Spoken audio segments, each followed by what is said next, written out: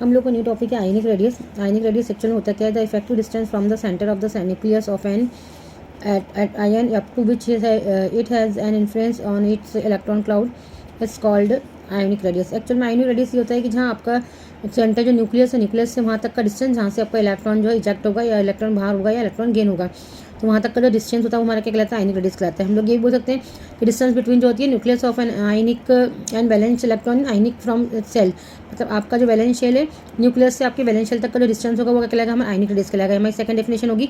और दोनों ही डेफिनेशन के अकॉर्डिंग हम लोग अब जो है पीरियोडिक कैरेक्टर देखेंगे। पीरियोडिक कैरेक्टर में हमारा वही सीन आता है कि हम लोगों को यही बोलना है कि हम हमारे पास में जो है लेफ्ट टू राइट हम जाएंगे, साइज छोटा होता है। साइज छोटा है मतलब दैट मीन्स एक ही शेल में सारे 8 इलेक्ट्रॉन आने चले जाते हैं हमारे पास। देखिए यहाँ पे दिया हुआ है हमने के शेल लिया, के एल में 2 1 है, 2 इलेक्ट्रॉन है, 3 इलेक्ट्रॉन आगे, 4 इलेक्ट्रॉन आगे, 5 इलेक्ट्रॉन आगे, आगे से बढ़ता चला जाएगा, ऑक्टेट कंप्लीट हो जाएगा हमारा। तो मतलब होता है कि सेकंड शेल में हमारे सारे इलेक्ट्रॉन आते हैं, मतलब साइज हमारा कहता छोटा होता है। तो मतलब हम ये लोग बोल सकते हैं कि आयनिक रेडियस क्या होती है? ग्रेजुअली जो होती है लेफ्ट टू राइट जो होती है वो डाउन जो होती है हमारी कम होती है।